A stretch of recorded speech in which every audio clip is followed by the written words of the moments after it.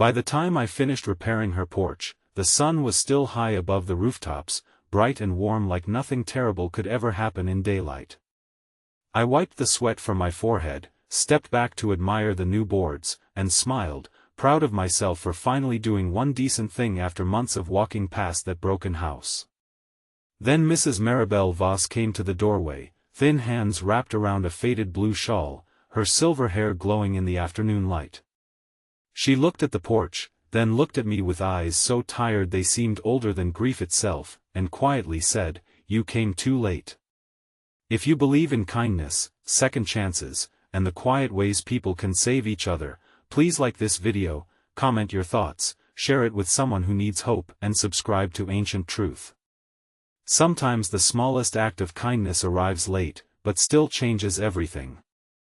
My name is Rowan Vale, and for almost 2 years I lived next door to a woman everyone in our neighborhood called the Widow on Alder Street. Her real name was Maribel Voss, but most people had forgotten that. To them she was just the old lady with the peeling yellow house, the overgrown rose bushes, and the porch that sagged so badly children dared each other to step on it and run away before it collapsed.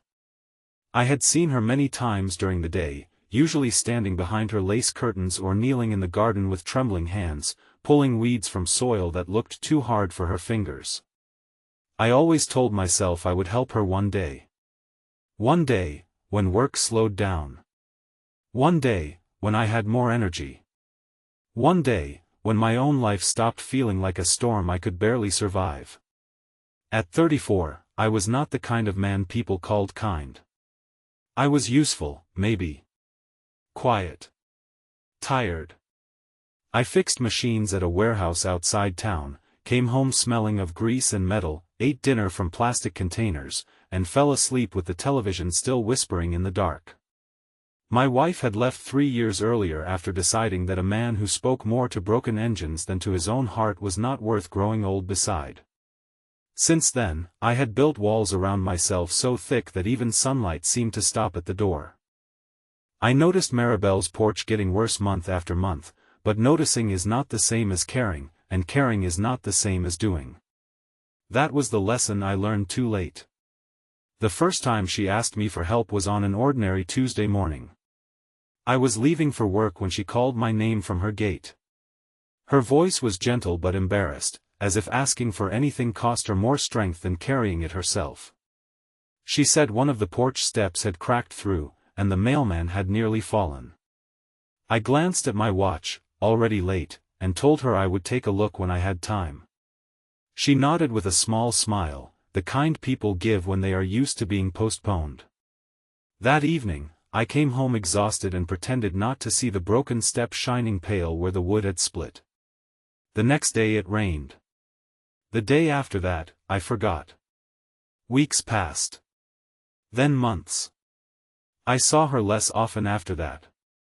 Sometimes I spotted her through the window, sitting in a wooden chair beside a framed photograph. Sometimes I heard music from her house, old piano songs drifting into the afternoon like memories trying to escape. The porch kept sagging. The rails leaned. The flowers near the steps died one by one. Neighbors complained softly but did nothing loudly. I was no better than any of them. I told myself she had family somewhere. I told myself the city would handle it. I told myself a lot of things because guilt is easier to carry when it is dressed up as logic. Then one Saturday afternoon, I came home early and saw her standing at the edge of the porch, holding a small suitcase. She was not going anywhere. She was just standing there, staring at the broken boards like they had become a wall between her and the world. A delivery box sat at the bottom of the steps where the driver had left it because he did not trust the porch. Maribel tried to reach it with a broom handle, stretching carefully, and the sight of her struggling with something so simple struck me harder than I expected. For the first time, I did not look away. I crossed the yard, picked up the box, and carried it to her door. Her hands shook when she took it. She thanked me, then said her late husband, Orson, had built that porch himself 47 years ago. She said he used to sit there every day at noon, drinking tea and waving at everyone who passed. Then she smiled, but it broke before it became real. That night I could not sleep. I kept seeing the suitcase beside her feet, though I did not understand why it haunted me. The next morning, under a bright clean sky, I pulled my old toolbox from the garage and walked over before I could talk myself out of it. Maribel opened the door slowly. She looked surprised, almost frightened, when I told her I had come to fix the porch. For a moment, she did not speak. Then she stepped aside and said I could start wherever I thought best. I expected gratitude. Maybe even relief. Instead, the house behind her felt heavy, like every room was holding its breath. The work took hours. The damage was worse than I thought. Boards were rotten underneath. Nails had rusted away. The railing was barely attached. As I tore out the old wood, I found carved initials beneath one plank, M and O, circled by a crooked heart. I paused with my hand on the letters, suddenly aware that I was not repairing a porch. I was touching someone's life. Maribel watched from the doorway, quiet as a shadow. Once, she brought me lemonade in a glass with tiny painted violets around the rim. Once, she asked if I needed help, though she could barely lift the pitcher. The sun moved across the yard, gold and patient, while I hammered new boards into place and wondered how many times she had waited for someone to come. By mid-afternoon, the porch was strong again. Not perfect, but safe. I tightened the last screw, brushed sawdust from my jeans, and stepped back. For the first time in years, Maribel's house looked like it might breathe again. I expected her to smile. Instead, she came forward slowly, placed one foot on the new step, then another, and stood on the porch with tears gathering in her eyes. She touched the railing as if greeting an old friend.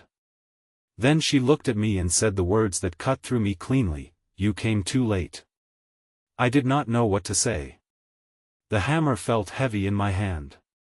She looked past me toward the street and explained that the suitcase I had seen was packed for a place called Briar Glen, an assisted living home 2 towns away. Her niece had arranged it after Maribel fell in the kitchen and lay on the floor until morning because she could not get to the phone. The porch had become too dangerous. The house had become too lonely. The garden too much. The memories too sharp. She had asked for help months ago because she wanted to stay just a little longer in the home her husband built around her, but waiting had worn her down. She was leaving the next morning. Her words did something to me that anger never could. I wanted to defend myself, to say I had been busy, tired, broken in my own ways. But standing there in daylight, looking at the woman whose quiet hope I had ignored, every excuse sounded rotten. I told her I was sorry, and it came out smaller than I meant it to. Maribel nodded, not cruelly, not forgivingly, just sadly. She said people often arrived after the hardest part was already over. Then she turned and went inside, leaving me on the porch I had fixed too late to save what mattered. I went home and sat at my kitchen table until the sun went down. For years I had believed loneliness was something that happened to me, something life had done against my will. But Maribel showed me another truth. Loneliness could also be something we allowed around others because helping felt inconvenient. I thought of every wave I had not returned, every chance I had delayed, every one day I had used as a hiding place. By morning, guilt had sharpened into a decision. I could not stop her from leaving, but maybe I could make sure she did not leave feeling forgotten. At 8 o'clock, I knocked on doors up and down Alder Street. Some neighbors looked ashamed before I even finished speaking. Others pretended they had not noticed. But when I told them Maribel was leaving that morning, something shifted. Mrs. Harlan brought fresh muffins. Old Mr. Quinby found a photo of Maribel and Orson from a block party 20 years earlier. A teenage girl named Saffron picked roses from her mother's garden. By 10, nearly a dozen people stood in Maribel's yard under the bright daylight, holding small offerings that should have been given long before. When Maribel opened the door, she froze. Her suitcase waited behind her. Her face trembled as she stepped onto the repaired porch and saw the neighbors gathered there, not out of duty, but regret, tenderness, and love arriving late but arriving together. No one made speeches. That would have ruined it. Mrs. Harlan hugged her. Mr. Quinby handed her the photo. Saffron gave her the roses. I stood at the bottom of the steps, unable to meet her eyes. Then Maribel called me up. She placed her hand over mine on the new railing and said Orson would have liked the work. Not because it was perfect, but because it held. That was when I cried for the first time in years, right there in the morning sun, in front of people I had barely spoken to. Maribel did not say she forgave me. She did something harder. She let me stand beside her anyway. The van from Briar Glen arrived at 11. Before she left, Maribel asked for one last cup of tea on the porch. So we brought out her chair, the one with the faded cushion, and she sat facing the street while the whole neighborhood grew still around her. For 20 minutes, she told us stories about Orson, about summer storms, about children who once sold lemonade under the maple tree, about how a home is not built from wood alone but from the people willing to cross the yard when someone needs them. Her voice grew stronger as she spoke. The repaired porch held beneath her, and though it had come too late to keep her there, it gave her one final memory of being surrounded instead of abandoned. After she moved, I visited Briar Glen every Sunday afternoon. At first, I went because guilt dragged me there. Later, I went because friendship did. Maribel taught me how to prune roses, how to listen without fixing everything, and how grief sometimes sits quietly in the corner even on happy days. I brought her little things from the neighborhood, a jar of jam, a photo of her blooming rose bush, a note from Saffron. Slowly, the walls inside me began to crack. I started helping others, not because I wanted praise, but because I had learned the terrible cost of waiting. I fixed Mr. Quinby's gate. I carried groceries for Mrs. Harlan. I waved at strangers. Small things, maybe, but small things are only small until someone desperately needs them.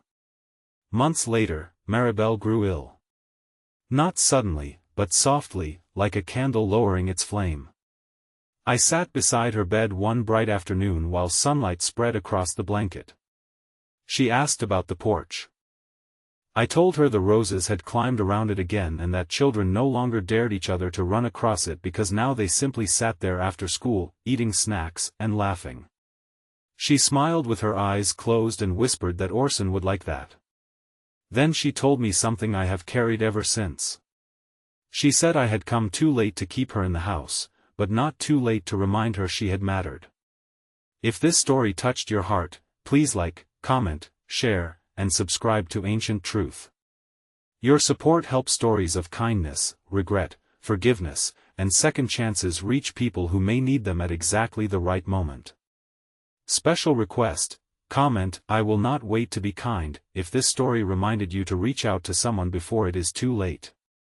Maribel passed away near the end of spring, on a day so clear and beautiful it felt unfair.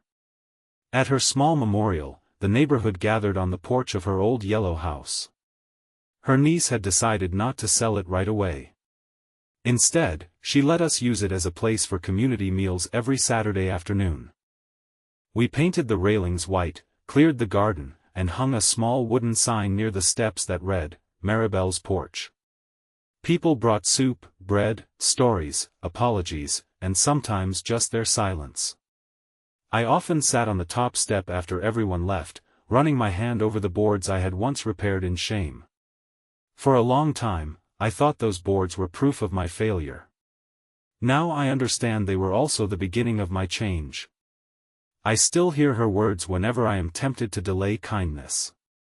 You came too late. They no longer sound only like sorrow. They sound like a warning, a prayer, and a gift.